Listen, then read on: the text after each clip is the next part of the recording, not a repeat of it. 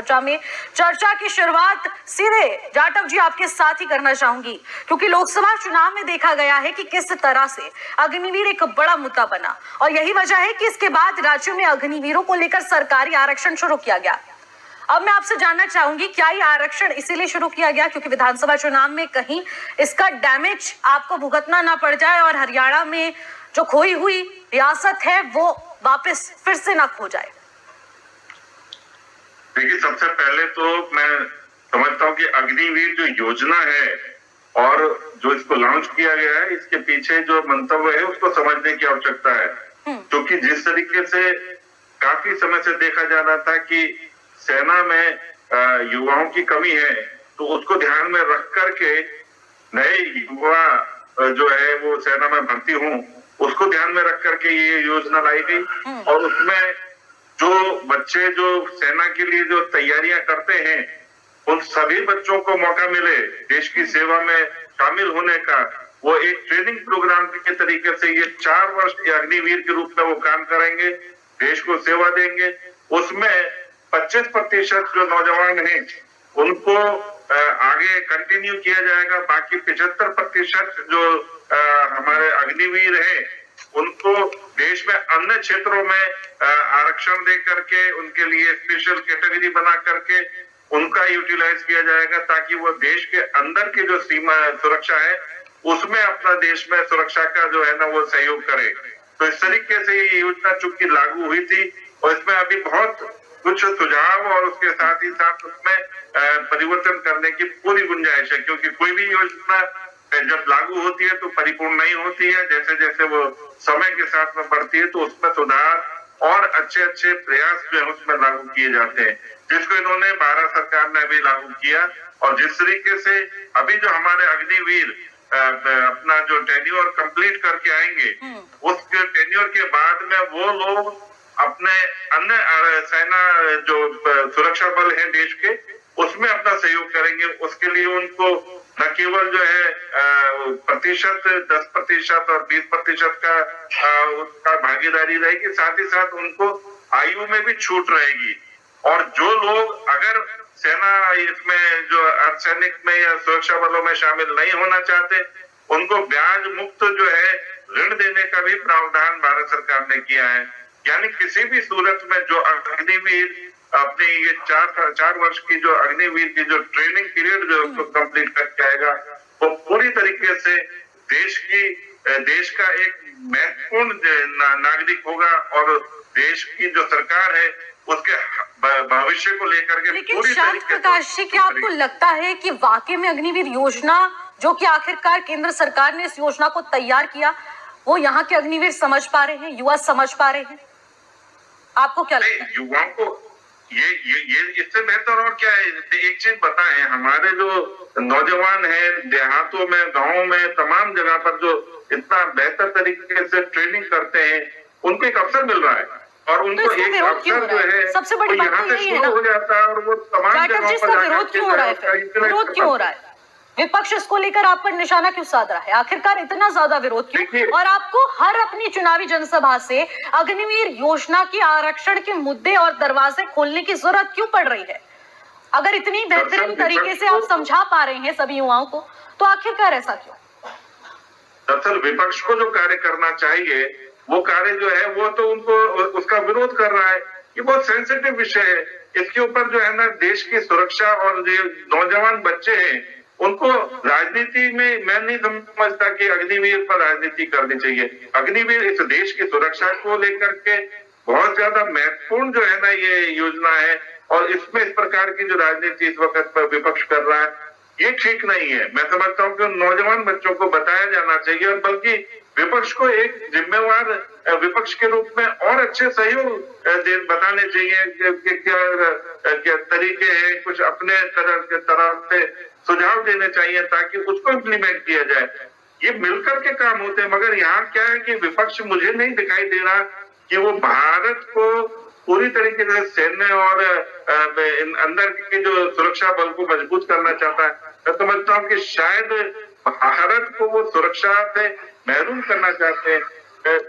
बच्चे जो है, नौजवान बच्चे हैं, उनको बहका करके जो है ना जिस तरीके से विपक्ष काम कर रहा है वो देश के लिए मैं नहीं समझता कि किसी भी सूरत में जो है कारगर है और लाभप्रद है।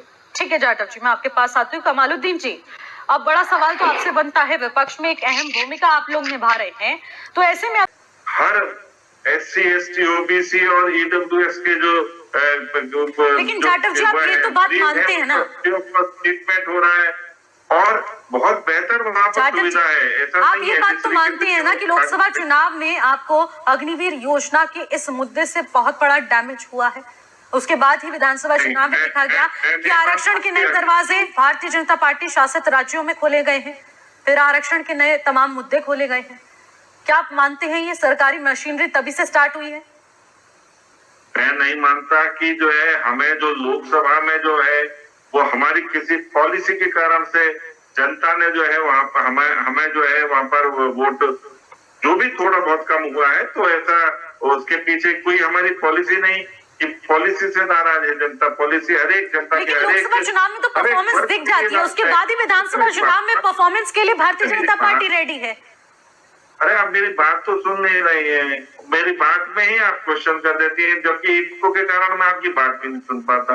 अब आप पहले प्रश्न करें मुझे कि क्या कहना चाह रहे हैं। मेरा सवाल यही रहेगा जाटव जी, क्योंकि मेरा सवाल करना बनता है। अगर आप कुछ सवाल कर रहे हैं, आप उसका जवाब दे रहे हैं, तो उस बीच मुझे प्रश्न करना पड़ेगा। अब आपको मेरी आवाज पहुंच पा रही है? जवाब के बात पूछो ना, मैं बिल्कुल जवाब देने के लिए बैठा हूँ ना। मुझे जो जानकारी है मैं आपको दूंगा, जो नहीं है तो आप जवाब दीजिए। आपको फर्जी बात नहीं करूंगा। ठीक है, मैं आपको बता रहा हूँ कि जो लोकसभा चुनाव में एक कागज ये लेकर के घूमे जनता के बीच में इस प्रकार का गारंटी कार्ड, इसके ऊपर हस्ताक्षर भी कर दिए राहुल गांधी जी ने कि ये जो गारंटी कार्ड है इसके कारण से आपको खटाखट पैसा मिलेगा 8500 रुपया। ये अपने राज्य जहाँ पर इनकी सरकारें हैं वहां पर ये कुछ नहीं दे रहे, वहां पर हिमाचल प्रदेश में ये वहां के लोगों को तनख्वाह भी नहीं दे पा रहे, पेंशन नहीं दे पा रहे। आप किस तरीके के वायदे को लेकर के बात कर रहे हैं? आपने क्या कर्नाटक में जिस तरीके से सिद्धरमैया वो भ्रष्टाचार में अकंठ लिप्त है, उसके उनके ऊपर मुकदमा चल रहा है। आप ऐसे भ्रष्टाचारी मुख्यमंत्री को जो है ना कर्नाटक में बैठा करके और वहां की जनता का शोषण करा रहे। तेलंगाना में आपने जो बुरा हाल किया हुआ, आप देश को गर्त में धकेलने की कोशिश कर रहे हैं। और आज जो नौजवान अग्निवीर की ट्रेनिंग लेने के बाद में इस देश को सबल बनाना चाहते हैं, दुनिया में हम एक सशक्त शक्ति के साथ में आगे बढ़े, उस चीज से राहुल गांधी जी को क्यों परेशानी है? चीन के पक्ष में बोलने वाले राहुल गांधी जी आज भारत की सेना अगर मजबूत हो रही है तो परेशानी हो रही है। नरेंद्र मोदी जी की है और चीन जो है वो मजबूत बना रहे। इसलिए हर वक्त जो है हमेशा भारत की प्रगति में यहाँ के डिफेंस के प्रोग्राम जो इस वक्त में बहुत बेहतरीन तरीके से जो हम पहले आयात करते थे, आज हम निर्यात कर रहे हैं डिफेंस के तमाम इक्विपमेंट्स बना करके। ऐसी हमने आज पोजीशन क्रिएट कर दी है। हम अग्निवीर के माध्यम से एक बहुत सशक्त और मजबूत सेना देश को देने जा रहे हैं। उसको लेकर के राहुल गांधी जी एक उस मंसूबे को जो भारत विरोधी है उसको पूरा करने का काम कर रही है। सीधे तौर पर दिखाई दे रहा है कि भारत को मजबूत नहीं बल्कि भारत को मजबूर करने युवा विरोधी, किसान विरोधी, महिला विरोधी जो भारतीय जनता पार्टी है। हम 24 फसलों पर MSP दे रहे हैं। हरियाणा में भी मोटे अनाज पर भी 100%। आज गेहूं खरीदे नहीं जा रहे हरियाणा के किसानों के जो है झूठ बोल रहा है नेशनल चैनल पर बैठकर जो है झूठ बोल रहा भारतीय जनता पार्टी के प्रवक्ता जो है सरकार में आप झूठ बोल रहे हैं। गेहूं तक नहीं, उनकी फसलें तक नहीं खरीदी जा रही, उनको उचित दाम नहीं दिया जा रहा है जो है। और उनके जो आज अनाज जो है सर रहा है जो है, आप बात कर रहे हैं 700 किसान की जो जान लेने वाली ये सरकार और भारतीय जनता पार्टी जो है मतलब बात करते हैं। किसान का हाल देख ले, किसान को कहाँ पहुंचा कर रख दिया। एक तो खाद का दाम बढ़ा दिया आपने, ऊपर से जो है वजन जो आपने कम कर दिया जो है, वो डीजल पेट्रोल के दाम बढ़ा दिए। आखिर ये सब उपकरण किसान के काम में आते हैं। आपको बोलते हुए सोचनी चाहिए। आपने किसान को भी नहीं छोड़ा, युवाओं को भी नहीं छोड़ा, महिलाओं को भी नहीं छोड़ा, आपने जो है देश के जो किसी वर्ग को नहीं छोड़ा, और यहाँ तक के देश के ऊपर 200 करोड़ से ज्यादा कर्ज लाद देने का काम किया।